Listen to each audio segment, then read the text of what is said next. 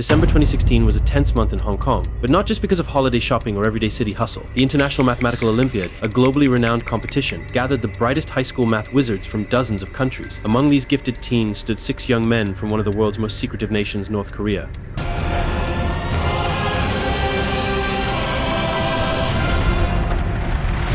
One of these contestants was an 18-year-old we'll call Jong, whose calm exterior failed to hide the turbulence churning beneath. While his peers focused solely on equations, Jong kept glancing around, consumed by fear of an uncertain future. To everyone else, this was just a competition, a proving ground for math superstars. For Jong, it represented his last chance to escape the inescapable. Little did those spectators know that behind each precisely folded paper and scribbled solution, a far darker story was unfolding. For every triumphant note in the competition, Jong heard warning bells. Jong's journey began in a small North Korean town, where luck favored him more than it did most of his countrymen. Born into a family with modest political connections, he avoided the grueling labor and military drills forced upon many children. His father, a diligent figure with enough influence to open rare opportunities, saw Jong's budding genius with numbers. Each day, Jong mastered arithmetic exercises on a wooden table beneath a single flickering bulb. As he advanced, local officials noticed. In a land where rigid class structures often determine one's path, Jong's uncanny math skills shattered typical barriers. Selected for a specialized academy, he spent dawn to dusk solving advanced equations. State-appointed teachers praised his aptitude, but they also hinted at a larger agenda. The government, after all, did not nurture talents purely for personal glory. Jong's father encouraged him to excel, hoping that mathematical prowess might shield his son from harsher realities. No one suspected this path would pivot toward clandestine cyber warfare. Behind Jong's talent lay a broader historical strategy. North Korea, often branded the Hermit Kingdom, began exploring technology decades ago. In the 1970s, Pyongyang sent promising students to learn coding in Russia, China, and what was then East Germany. Initially, their focus involved optimizing factory output and catching up to global standards. However, by the 1980s, Kim Jong-il perceived a far more profitable angle the world of hacking. Tightening his grip on every facet of development, he directed resources into cultivating digital warriors. Laboratories disguised as research centers emerged, with the Korea Computer Center KCC at the forefront. Allegedly created for benign software and hardware initiatives, the KCCC soon branched into covert operations. Skills taught there ranged from writing code to breaching networks. By the 1990s, North Korea's fledgling cyber arm had already spied on foreign entities. Jong was unwittingly stepping into these well-laid plans, his math notebooks concealing the seeds of a future spent behind a keyboard, potentially attacking global institutions.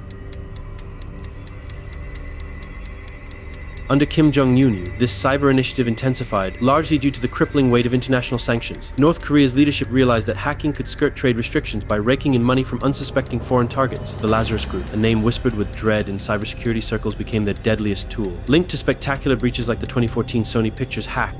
A righteous deed. The words of North Korea today over that scandalous hacking at Sony Pictures. North Korea apparently liked it, but says it's not behind it. With more, here's Charlie Daggett. And the 2016 Bangladesh bank heist. Bangladesh's central bank governor Atiur Rahman has resigned after hackers stole tens of millions of dollars from the nation's foreign reserves. The bank was criticized for its handling of the security breach in February when hackers managed to transfer $81 million to private accounts in the Philippines. Lazarus showcased a fearless brand of digital aggression. State media never admitted its existence, of course. Yet experts worldwide recognized the group's hallmark sophisticated phishing emails, tricky malware, and ruthless infiltration methods. Such operations revealed how crucial raw talent was to Pyongyang. Mathematicians, cryptographers, and coders formed an invisible regiment, waging silent wars against financial institutions and major corporations. Even intelligence agencies found themselves playing catch-up, while North Koreans struggled with food shortages and frequent blackouts. A privileged subset of gifted youth prepared to join a well-funded, globally feared cyber force operating in the shadows. From Jong's perspective, his first taste of international travel came via the Mathematical Olympiad. True, the official objective was to gain accolades for North Korea, proving the regime's academic prowess. But for Jong, stepping onto foreign soil was equal parts thrilling and terrifying. For the first time, he saw bright city lights that never seemed to dim, vast displays of consumer goods, and crowds unafraid to speak their minds. During a previous trip to Colombia for the Olympiad, Jong even managed to speak briefly with foreign competitors. Their openness caught him off guard, making him wonder about a world beyond North Korean propaganda. That year, he secured a silver medal, an achievement that delighted his superiors back home. Yet, it also put a bullseye on his back. Upon his return, discreet inquiries from senior officials hinted at a possible role awaiting him. His father warned him refusing any government directive would not be an option. The next time he traveled, the stakes would be life-changing.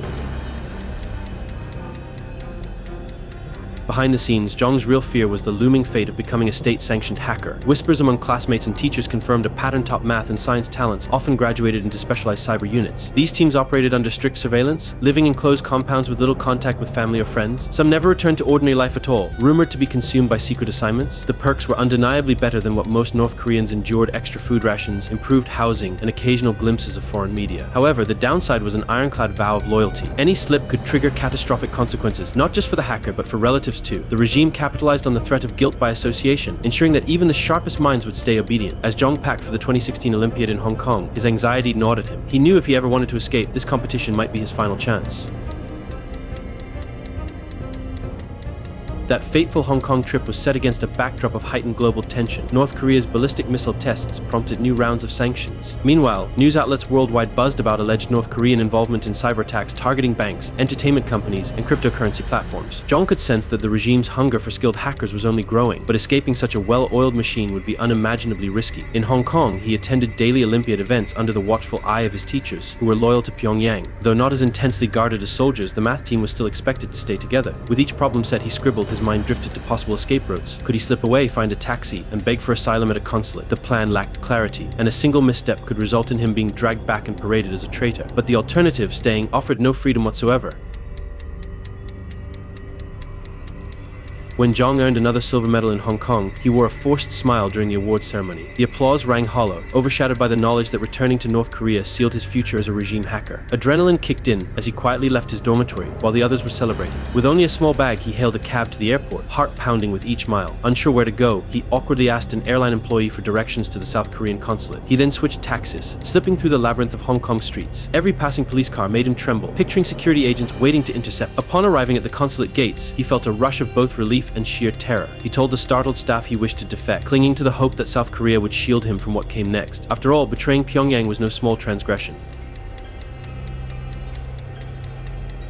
For 70 agonizing days, Jong remained hidden in Hong Kong while South Korean diplomats negotiated the delicate process of securing his safe passage to Seoul. Even from afar, the North Korean government's fury became evident. Word spread that Pyongyang had suspended its Mathematical Olympiad program for 2 years, alarmed by the notion that another talent might defect. Reports suggested that tighter rules were imposed on future teams, with plainclothes minders ensuring no one else slipped away. Eventually, South Korean officials guided Jong onto a flight bound for Seoul, where he was granted asylum. Though physically free, he soon encountered the mental weight of knowing he might never see his parents again. Worse still was imagining the fate they could face. Official North Korean statements never mentioned him by name, but defection is commonly branded high treason. Jong's newfound freedom came laced with the guilt of leaving loved ones behind in a repressive state. Today, Jong uses a South Korean name and pursues advanced mathematics at Seoul National University. He moves through bright lecture halls, surrounded by peers who have no concept of what it's like to grow up in a nation of secret police and forced propaganda. Sometimes he's asked to share his story, but he usually keeps quiet about the painful details. And that's the whole story. What do you think? Comment below. I want to know your opinion about this matter. If you enjoyed this video, make sure you hit the like button,